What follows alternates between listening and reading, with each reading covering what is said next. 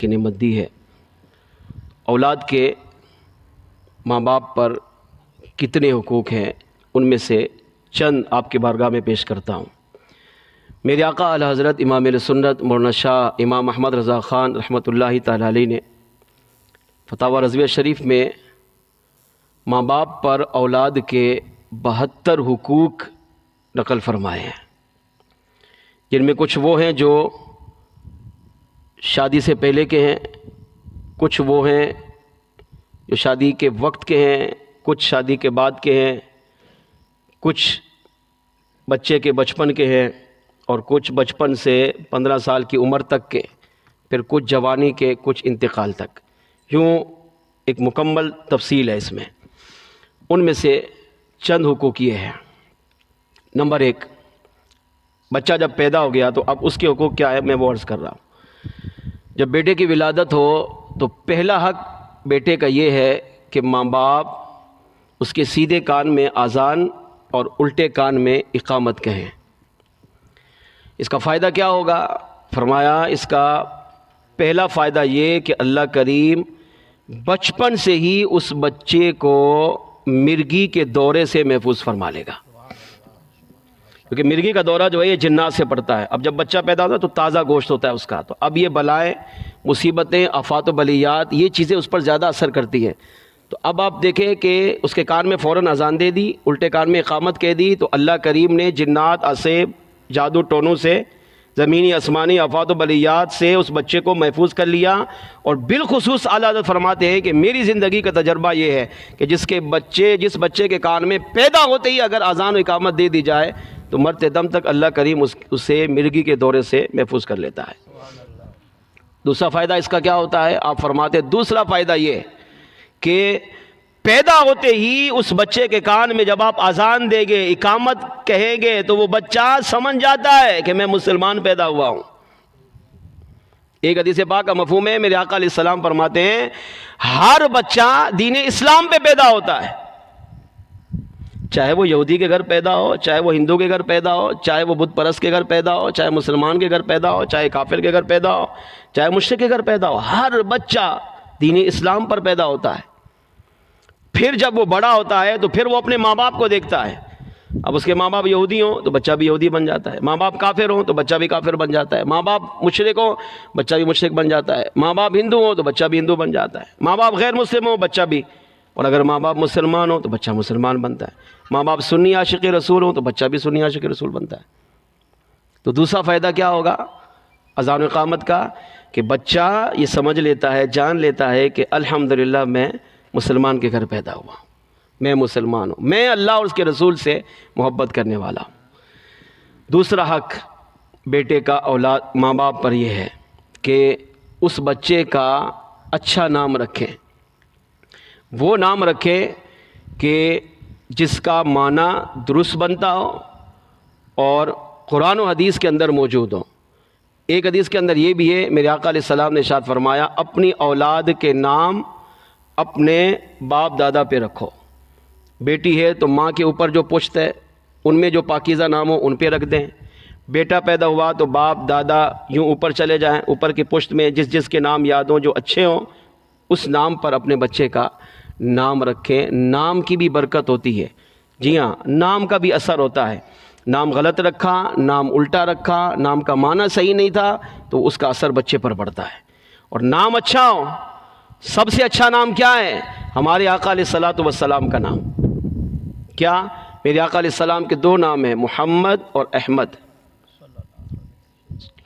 سب سے پاکیزہ نام یہ ہے، اور اس نام کی تو شان ہی نرالی ہے۔ میرے آقا علیہ السلام نے ارشاد فرمایا، کئی حدیثوں کا مفہوم ہے، جس نے اپنے بیٹے کا نام محمد رکھا، یا ارشاد فرمایا جس نے اپنے بیٹے کا نام میرے نام پہ رکھا تو قیامت کے دن اللہ میرے نام پر نام رکھنے کی وجہ سے اس ماں باپ کو جنت میں داخل فرمائے گا۔ ایک حدیث پاک میں ارشاد فرمایا قیامت کے دن باقاعدہ منادی ندا کرے گا، وہ بچے کھڑے ہوں جن کا نام پیارے آقا علیہ السلام کے نام پر رکھا گیا، یعنی حضور کا نام محمد علیہ السلام ہے، تو جن جن بچوں کا نام محمد رکھا گیا وہ کھڑے ہوں۔ آج اللہ کریم نے اپنے محبوب کے نام محمد کی برکت سے ان بچوں کی بھی بخشش فرمائی، وہ کھڑے ہوں اور اپنے ماں باپ کا ہاتھ پکڑ کر انہیں بھی جنت میں لے جائیں، صرف نام رکھنے کی وجہ سے۔ تو دوسرا حق یہ ہے کہ اپنے بچے کا اچھا نام رکھیں، مگر معذرت کے ساتھ آج ہمارے ہاں بچہ پیدا ہو تو ہم کہتے ہیں وہ نام ہو جو کائنات میں کسی کا بھی نہ ہو۔ اب اس کا معنی بھلے غلط بنتا ہو، ہمیں پتہ ہی نہیں ہوتا۔ بہرحال برے نام کا اثر بچے پر پڑتا ہے اور اچھے نام کا اثر بھی بچے پر پڑتا ہے۔ ایک طریقہ جو بزرگوں نے لکھا، بالخصوص میرے شیخ طریقت امیل سنت نے بھی ارشاد فرمایا کہ بیٹا پیدا ہو تو اس کا نام، پہلا نام اس کا محمد رکھیں، پھر پکارنے کے لیے آپ اس کے ساتھ کوئی دوسرا نام رکھ لیں، جیسے احمد رضا رکھ لیا، جیسے سلیم محمد سلیم رکھنا چاہ رہے ہیں تو وہ رکھ لیا، سلطان رکھنا چاہ رہے ہیں تو وہ رکھ لیا، عبداللہ رکھنا چاہ رہے ہیں تو وہ رکھ لیا، لیکن پہلا نام اس کا کیا رکھیں؟ محمد، پہلا نام یہ ہو۔ پھر پکارنے کے لیے کاغذات کے اندر، فارموں کے اندر، ڈگریوں کے اندر جو ہے وہ اور نام رکھ لیں، تو اب قیامت کے دن اس بچے کو اسی پہلے نام سے پکارا جائے گا اور پہلے نام کی برکتیں بھی اسے حاصل ہوگی۔ تیسرا حق اولاد کا ماں باپ پر کیا ہے؟ اعلیٰ حضرت رحمۃ اللہ تعالیٰ علیہ ارشاد فرماتے ہیں تیسرا حق یہ ہے کہ بچے کا 7ویں دن عقیقہ کروایا جائے۔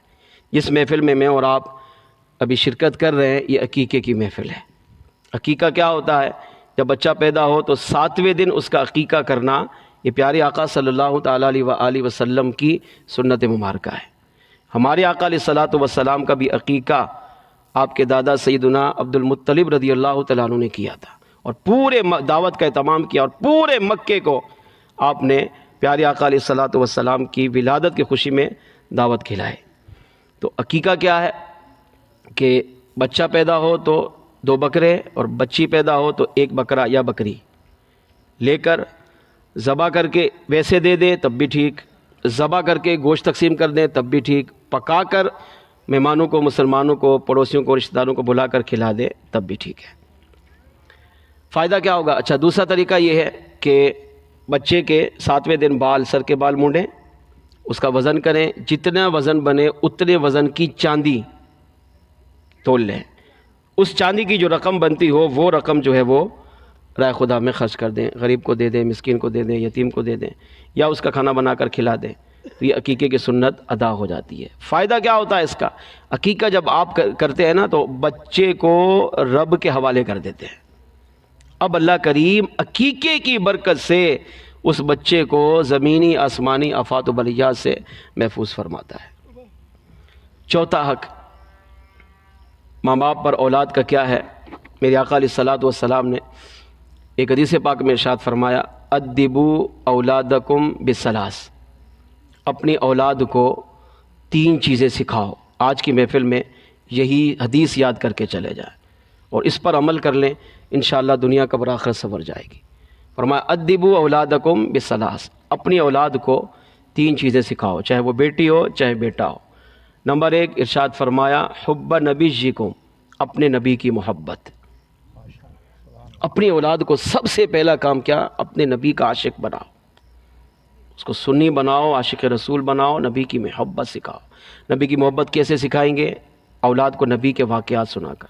اب واقعات تب سنائیں گے نا جب ہمیں بھی پتہ ہو، تو دینی محفل میں شرکت کریں گے، علماء علیہ سنت کی صحبت میں بیٹھیں گے، آقا علیہ السلام کی سیرت پڑھیں گے، تو انشاءاللہ نبی کی سیرت سامنے آئے گی، وہی سیرت اپنی اولاد کو جا کر سنائیں۔ تو یہ اولاد کا حق ادا کر رہے ہیں ماں باپ۔ پہلی فرمایا حب نبیکم، اپنے نبی کی محبت اپنی اولاد کو سکھاؤ۔ دوسری نمبر 2 ارشاد فرمایا وحب اہل بیتہ، اور میری اہل بیت کی محبت، پنجتن پاک کی محبت، صحابہ کی محبت، اہل بیت کرام کی محبت، ازواج مطہرات کی محبت، نبی کی شہزادیوں کی محبت، نبی کے صحبزادوں کی محبت، یہ محبت اپنی اولاد کو سکھاؤ۔ یا آقا علیہ السلام ہمیں فرما کر گئے، امت کو فرما کر گئے، پہلے ہم خود سیکھیں ماں باپ، پھر اپنی اولاد کو سکھائیں۔ نمبر 3 میرے آقا علیہ السلام نے ارشاد فرمایا وتلاوت القرآن، اور قرآن پاک کی تلاوت۔ اپنی اولاد کو قرآن پاک کی تلاوت سکھا کر جاؤ۔ اس کے فوائد اتنے ہیں کہ ساری زندگی بھی اگر ہم سنتے رہیں تو کم نہیں ہوں گے، خدا کی قسم اتنے فوائد ہیں، دنیا میں بھی ہیں، قبر میں بھی ہے، آخرت بھی ہے۔ تو اپنے نبی کی محبت، اپنے نبی کی اہل بیت کی محبت اور قرآن پاک کی تلاوت، یہ تین چیزیں اگر ماں باپ اپنی اولاد کو سکھا کر چلے جائیں، انشاءاللہ یہ اولاد ماں باپ کے لیے دنیا قبر آخرت میں نجات کا ذریعہ بنے گی۔ اسی طرح پانچواں حق ماں باپ پر اولاد کا یہ ہے کہ ان کو اچھی تعلیم دیں۔ اچھی تعلیم سے مراد دنیاوی تعلیم بھی دیں، لیکن دینی تعلیم ضرور دیں۔ دینی تعلیم کو دنیاوی تعلیم پر ترجیح دیں۔ جیسے ہمارے اس وقت ضرورت کے حساب سے دنیاوی تعلیم بھی ضرور دیں، اتنا دیں کہ کم از کم بچی کو پڑھنا لکھنا اچھا آ جائے، اس کو ریاضی بھی آ جائے، اس کو انگلش بھی آ جائے، اس کو اردو بھی آ جائے، لیکن ترجیح ہمیشہ مسلمان اپنی اولاد کو دینی تعلیم پر دے، دینی احکام سکھائے، شریعت کے احکام سکھائیں، آقا علیہ السلام کی سنتیں، آداب سکھائے، اور بالخصوص قرآن کریم کی تربیت دے۔ چھٹا حق ماں باپ پر اولاد کا یہ ہے کہ انہیں حسن اخلاق سکھائے، ان کی اچھی تربیت کرے، ایسی تربیت کرے، بڑوں سے کس طرح بات کرنی ہے، چھوٹوں سے کس طرح کرنی ہے۔ اس طرح کے جو حقوق ہیں ماں باپ کے، بہن بھائیوں کے، والدین کے، رشتہ داروں کے، پڑوسیوں کے، یہ ہماری جو شریعت ہے یہ اپنی اولاد کو سکھائے۔ اسی طرح یہ 72 حقوق ہے، اللہ کریم ہمیں یہ جو چند حقوق ہم نے سیکھے اس پر ہمیں عمل